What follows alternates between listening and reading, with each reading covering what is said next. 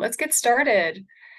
So my name is Rachel, and I'm a registered dietitian with Archimedes Group, and very excited today to discuss nutrition tips for a busy lifestyle with you. I think we get very bogged down with modern day demands, and it gets really easy to put wellness on the back burner, whether it's career, family, commuting. Life just gets busy, and I hope you leave today with just a few tips to feel more empowered that you can definitely make nutrition changes if that's something that you're trying to do, and make lifestyle changes as well. So we'll talk about some tips to hopefully make that easier to incorporate in your life.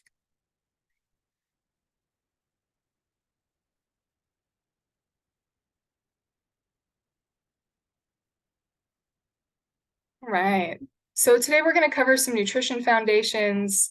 As a dietitian, I can't do a nutrition session without talking a little bit about Healthy Plate Guide and the nutrients that you should get in your diet. We'll talk about mindful eating and how this can help you in a busy lifestyle make some positive nutrition changes. Some eating habits, strategies, quick tips.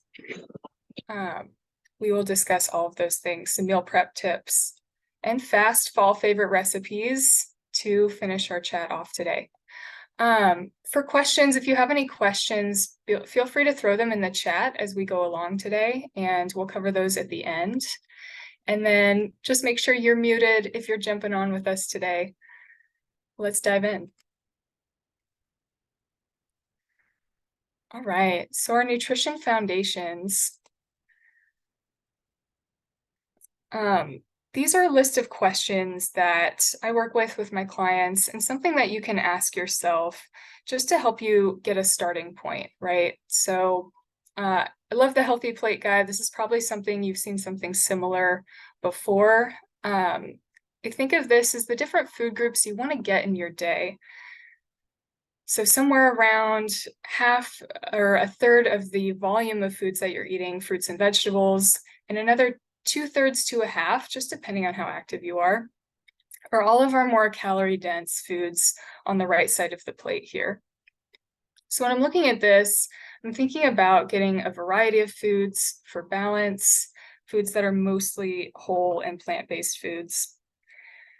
And I think it's easy to think of nutrition in terms of weight loss in a lot of ways, but coming back to this, it's really about energy and finding that overall balance that's going to work for you for your goals. So asking yourself these questions can kind of help you pick a starting point, because we know when we're making nutrition changes, overhauling our diet all at once tends not to be effective long term. Usually making small incremental changes is going to be a lot longer lasting and something that you can incorporate in your lifestyle long term instead of in the short term. So maybe it's how much water are you drinking? We know when we're fully hydrated, we have a little bit more energy throughout the day. Sometimes we feel less hungry when we're hydrated. We feel less irritable.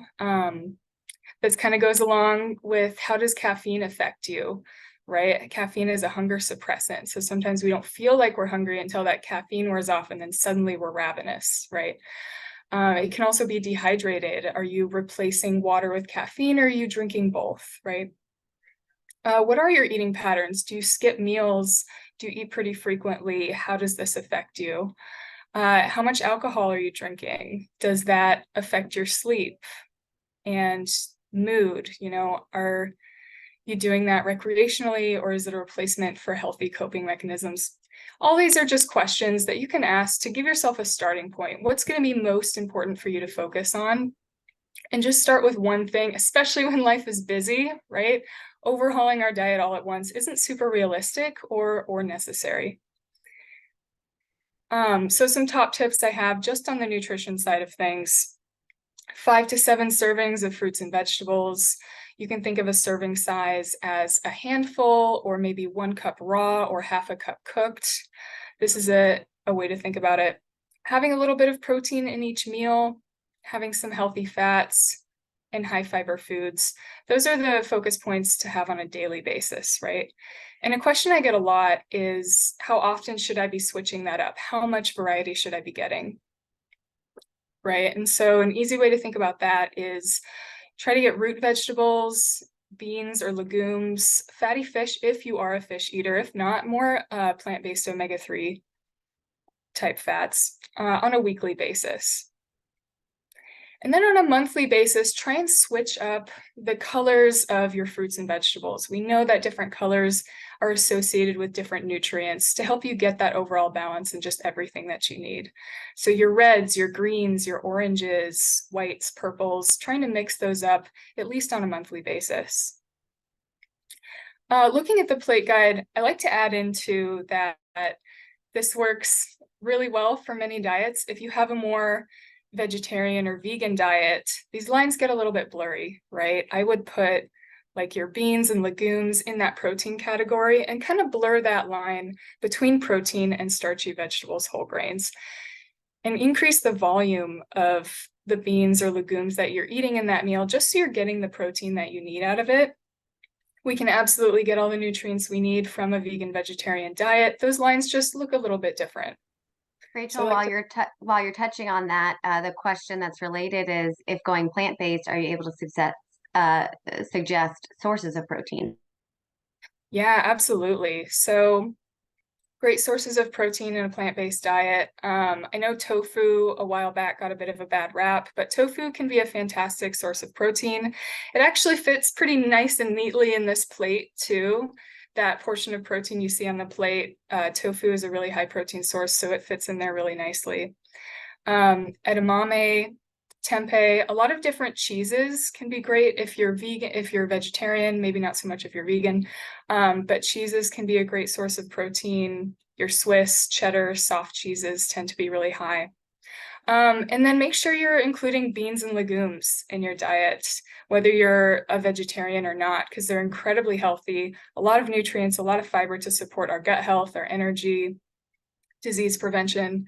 All of those are great. But when you're doing beans or legumes for or lentils for your main protein source, I would just blur that line between starchy vegetables and protein and increase the volume of that protein source that you're getting, because there is a lot of starch and carbohydrates in beans and lentils as well. So it's going to float that line between protein and starchy vegetables. So increasing that volume will make sure you're getting the protein that you need out of it. Those are kind of my favorite sources for plant-based or vegetarian proteins. And then supplements and protein powders every now and then can be a great addition as well, if you're worried about getting enough. Yeah. All right. And then another question we ask ourselves at the bottom here is, how much cooking are we going to be doing in our week? And how realistic is that for you? And we'll dive a little bit deeper into that next. But first, mindful eating tips. I think mindful eating is another nutrition topic that can get a little bit of a bad rap. Sometimes we think of mindful eating as deeply scrutinizing the nutritional adequacy of our food, right? Is it healthy? Is it not? And I don't think that's really what mindful eating is supposed to be. Mindful eating at its core is getting us back in tune with our body cues. When are we hungry? When are we actually full? Why am I eating, right? That's really what mindful eating is at its basis. And when life gets busy, those hunger, those fullness and satisfaction cues can be a lot less recognizable, right? We're just distracted and doing other things. You might be worried that there's not enough time to eat, which causes you to be a really fast eater. You may skip meals altogether because we just don't have the time for it, right? When life gets crazy. So these factors with that busy lifestyle can lead to over or under eating, digestive discomfort, poor mood, energy focus, increased anxiety, all the things that make a busy lifestyle way harder, right? So some quick tips to incorporate mindful eating into your diet, into your lifestyle, is starting by removing distractions while you eat. So if you're someone who eats while you're working or watching TV, try and remove that distraction every now and then and really immerse yourself in the eating experience. what is the taste and the texture of the food? Am I noticing each bite before moving on to the next one, or am I eating really rapidly? And often we find when we kind of slow down and really focus on the eating experience, it's a lot easier to tell if you're hungry, if you're full, and if you're satisfied, right? Once I can get that satisfaction factor out of eating, as well as fullness, that's what tells me that I'm done, right? Then I know I've gotten what I needed. Another tip, if you are a fast eater, this happens, right? We forget to eat. Maybe we just had a busy day and we didn't get around to it. Using tactile activities as meal breaks can be very, very helpful if you are worried about overeating in particular. So what I mean by that is have a typical portion of what you think that meal should be, and then take 10 or 20 minutes and do something that connects your mind and your body in some way. So that could be a walk, that could be a puzzle, that could be cooking, cleaning. Some people swear by video games. Anything that connects your mind and your body, particularly your mind and your hands, does a couple of things. One, if you're a fast eater, it gives your body a chance to slow down and catch up with the hunger cues and the fullness cues, right?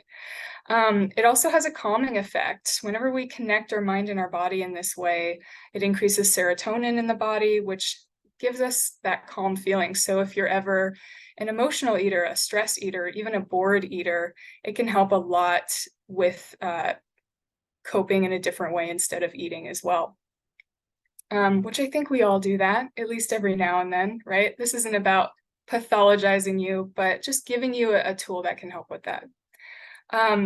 This is kind of the quick version of mindful eating. If any of these topics resonated with you today, there's some really great books on this topic. Intuitive eating in particular, I've had a lot of clients tell me that that is absolutely life-changing on their perspective of eating. If you're fed up with diet culture or just tired of dieting in general and it just hasn't worked for you, intuitive eating is a really, really great tool for that. And the core concepts of mindful eating is too. Rachel, just real quick, as the applicable question says, are these tips something that you do while eating? Oh, good question. Yes, absolutely. So while you're eating, removing distractions and immersing yourself in that eating experience, those are something you do while eating. The tactile activity meal breaks is something you would do after eating or between meals, particularly if you're someone who's worried about overeating. Yeah, great question. All right, so that's the quick and dirty on mindful eating. So going into strategies for a busy lifestyle, this may not be surprising, but preparing ahead of time is always a good reminder. It sets us up for success.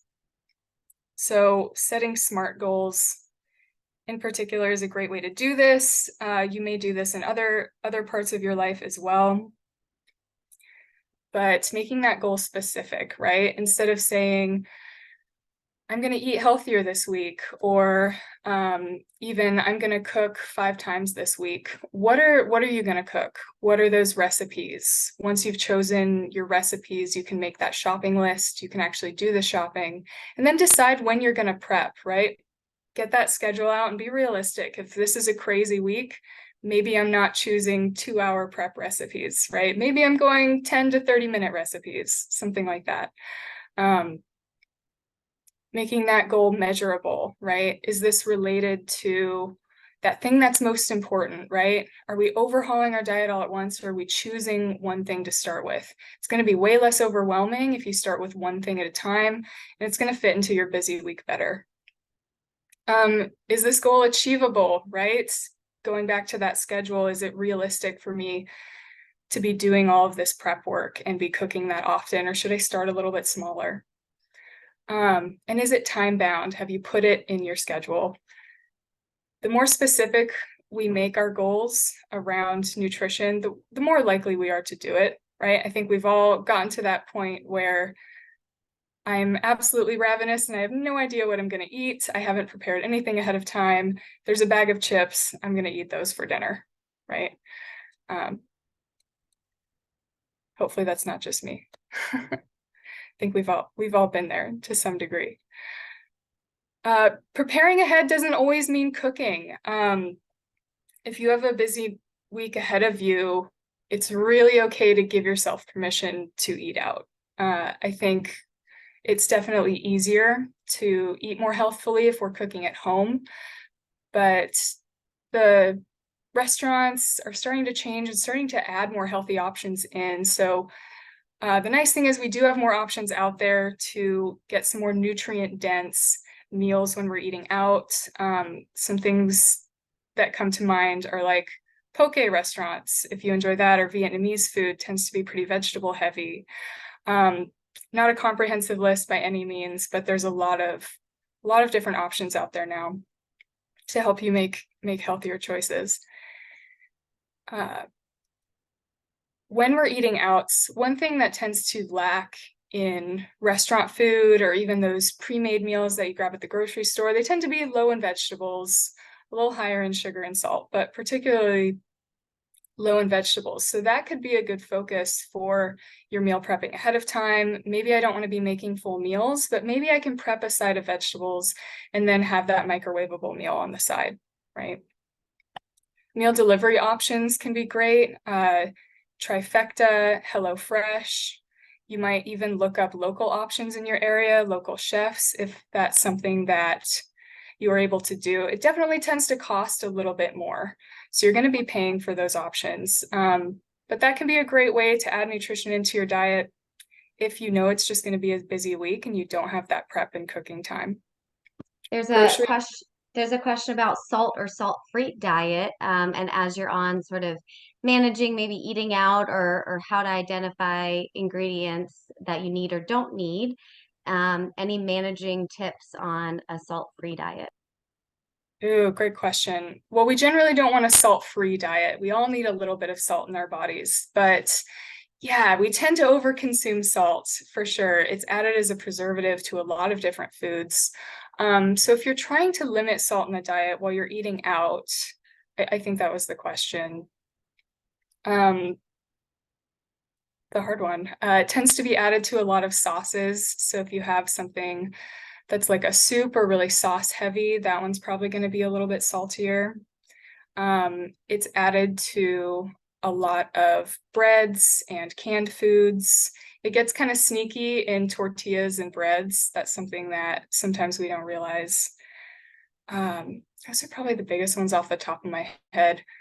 Restaurant food in general tends to be very salty. It can be a little bit harder to avoid, but the more fresh and whole foods you recognize in that dish, can be a good way to think about it and a good way to go if you're trying to minimize salt.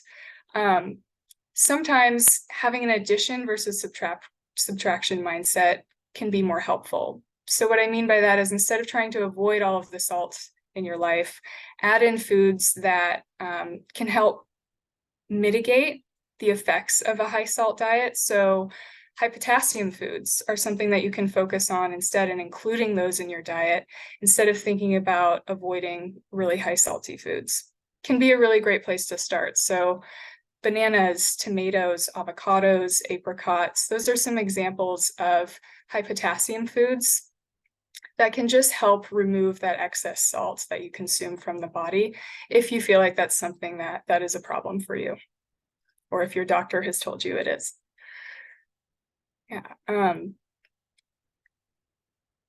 We can come back to that too at the end here. So talking about preparing ahead of time, this could be cooking, this is not going to be a cooking week for me. I'm going to think about how to create that balanced plate with some takeout or delivery options. Another thing that's really helpful to prepare for ahead of time is knowing when you're going to exercise in your day and kind of planning your meals around that. A good general rule of thumb for this is 2 to 4 hours before you exercise, have a balanced meal, something with some carbs, proteins, fats, high fiber foods. And then if it's been more than 4 hours since your last meal, having a carbohydrate heavy snack will really help support you in that workout, maybe 30 minutes to an hour before.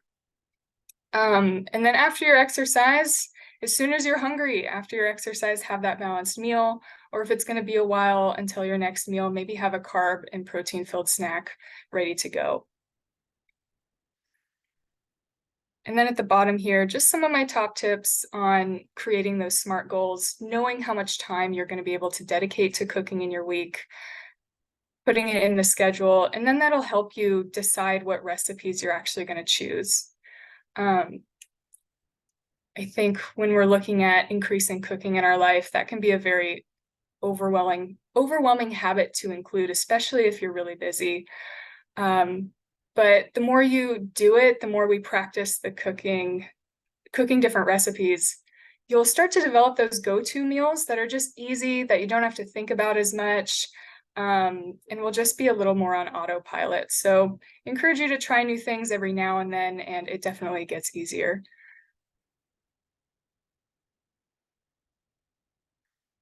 All right, speaking of cooking, these are just a few of my favorite cooking tips when I know it's going to be a busy week and I want to prepare ahead of time to ensure I'm getting as much good, nutritious food as I can.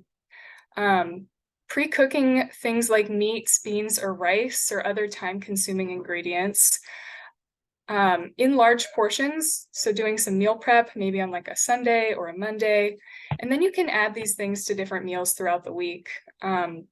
So for example, I could put a bunch of chicken in the crock pot on Sunday morning, let that go for 8 hours. And then I have all of this chicken to put in tacos or stir fries or soups throughout the week. Can do this with beans or rice as well. Something that takes me probably the most time in the kitchen is chopping vegetables.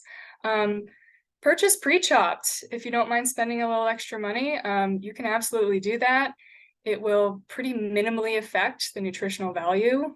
So purchase pre-chopped if that's your thing, or if you're worried about cutting off a thumb, let's be safe. Purchase those pre-chopped vegetables, or do it ahead of time, kind of like pre-cooking those more time-consuming ingredients. Chop up some vegetables on a Sunday or Monday, throw it in some Tupperware, and then you can just add it to things really quickly throughout the week. Maybe this could be scrambles or stir fries. You can bake it, add it to soups, put it in a smoothie. It just makes that grab and go a lot easier for you. If you're not someone who needs a ton of variety day after day, meal prepping and then freezing the extra meal prep. And then you can do a little bit more cooking throughout the week to give yourself more variety. Or if you're someone who can eat the same thing day after day, that's perfectly fine to do as well. Meal prep yourself something for 3 to 4 days. And then we're just using the microwave. So I know a lot of this is probably something you've heard before, you've thought about before, but I think the reminders can be really helpful. So now we get to the fun part, just diving into a few recipe examples that you can include in your week. There we go.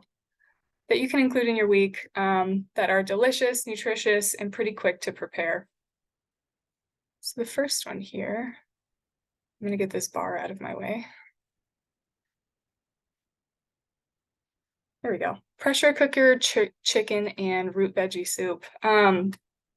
This is a really great one. Having a pressure cooker on hand can be life-changing because we put all the ingredients, like you see in this recipe, in there, close the lid, set it to on, and it's done in 20 minutes or less. And it turns out really well.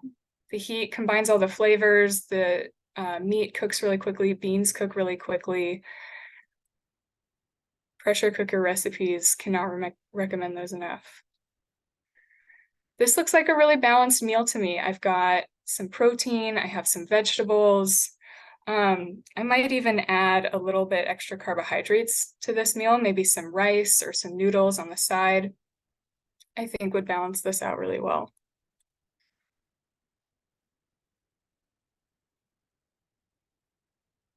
There we go.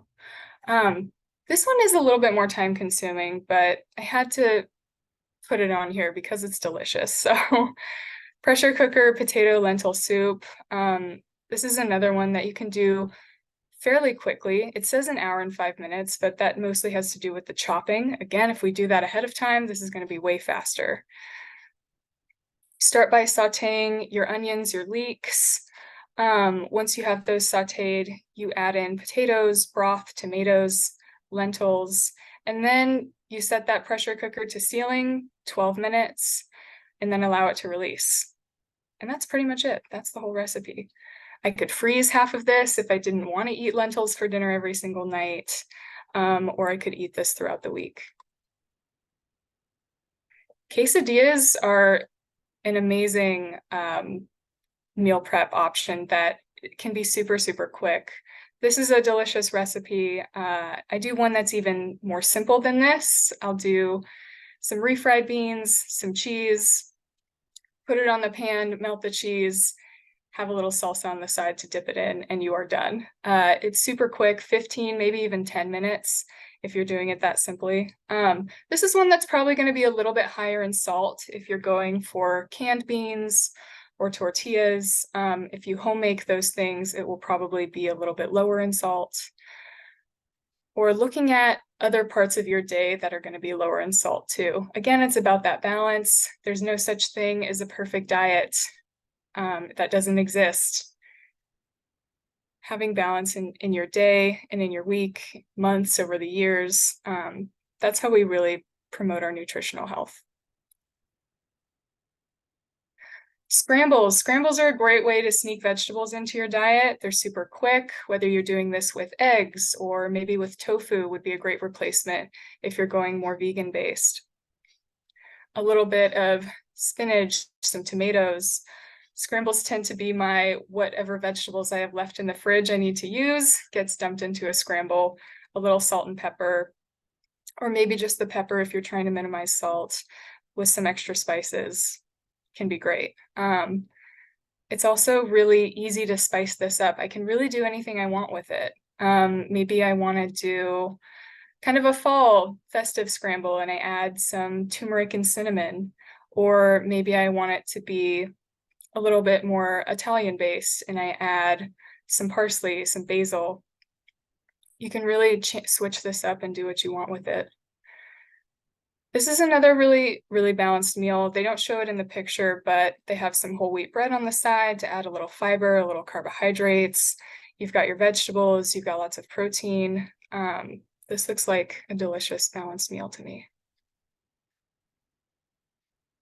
Green salads don't have to be boring and gross. We can make them super delicious.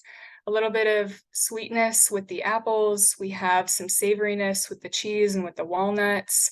This one has a homemade dressing on here, but you can make this even faster by buying a dressing at the store. Again, if you're trying to control salt, it'll be a little easier if you make that from home. But your favorite salad dressing on the side, there's absolutely nothing wrong with that if you're trying to make it a little faster.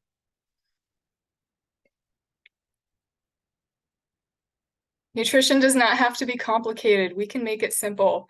Peanut butter and apple toast. This is a delicious, you could make this a meal or a snack. I'm getting some protein, some healthy fats from that peanut butter.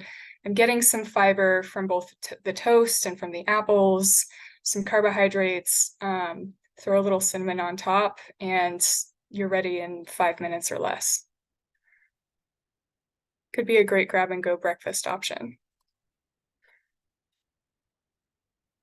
I had a soup on here already, but this one is a little bit faster and had to have something with pumpkin in it since we are in the fall season. Turkey, cabbage, and pumpkin soup. This is another one. I'm getting lots of protein from this, some fats from that coconut milk. I have some cabbage and some carrots in here. Soups are a wonderful way to sneak vegetables into your diet. I might even boost this recipe up if you're trying to get more vegetables in this meal. It's not going to affect the recipe quality to double the amount of cabbage or carrots you're getting. It might even feel a little bit heartier and a little bit denser if that's something that you're after. Overnight oats are a really great meal prep grab and go option.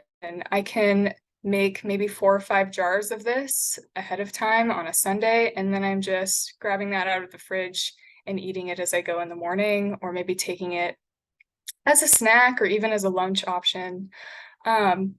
I like this recipe a lot. It's really pretty well balanced. It may surprise you, there's actually about 18 grams of protein in each serving of these. And if I wanted to mix that up a little bit, maybe I replace that cow's milk with 2% or for a little bit lower fat or a plant-based milk and add a little protein powder instead. Getting some healthy fats from the chia seeds, some fiber, some carbohydrates from the oats. You could even throw a little bit of fruit in this. I might add a little banana to this recipe. Definitely some ways you can mix this up. Slow cooker chicken. I tend to put this in all of my webinars because this is my personal go-to. Making some slow cooker chicken on a Sunday or a Monday, and then I can add that to different recipes throughout the week, stir fries, tacos, lots of different things. If you're a vegetarian or a vegan, instead of chicken, you can do this with beans or lentils, something that takes a little bit longer to cook, and then add it to your recipes throughout the week.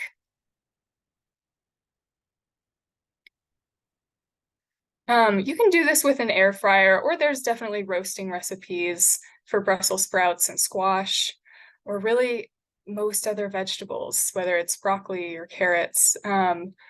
Most vegetables go great in an air fryer or in the oven super quickly.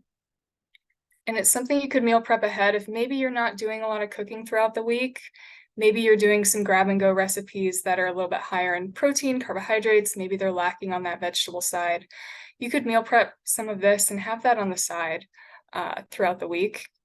And still making it delicious. We have some honey, some balsamic vinegar on this one with Dijon mustard. That sounds like a delicious recipe to me. And something that you can have on the side to boost up the veggies in your meals. And I think that is it. Nice and quick today. We've got some great questions that we haven't hit yet.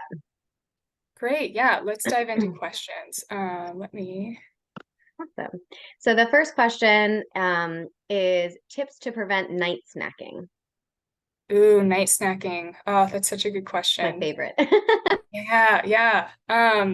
Yeah, night snacking can happen for a lot of different ways. I think it can be helpful to start with asking, why am I snacking? Am I hungry? And if you're hungry and you're trying not to snack at night because whatever reason, maybe you feel like you're overeating, or maybe you feel like it's affecting your sleep. Those can be effects of late night snacking. If you're snacking because you're hungry, putting more food earlier in your day can be really, really helpful for that. Sometimes when we skip breakfast or we have a really small lunch, this can cause us to want to eat later in the evening as those hunger cues catch up with us, right? Maybe you were drinking a lot of coffee and you just didn't notice that you were hungry until later. Thinking about factors like that and maybe bringing some food early in your day can be really helpful. If you're snacking because you're bored or stressed or maybe emotional eating, maybe it's been a tough week, I would say maybe adding some tactile activities can be really helpful into your evening. Something that feels enjoyable, feels calming, connects your mind and your body in some way. Maybe that's a puzzle, maybe that's a video game, maybe it's as simple as a walk. Trying out tactics like that can be really helpful for late night snacking.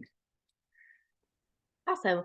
We also had a really great tip shared that I wanted to mention. If you can't see the chat, someone suggested that rice in the Instapot with broth and a tablespoon of coconut oil, pressure cook for 5 minutes, release pressure for 10 minutes, and you can make a large amount of rice quickly.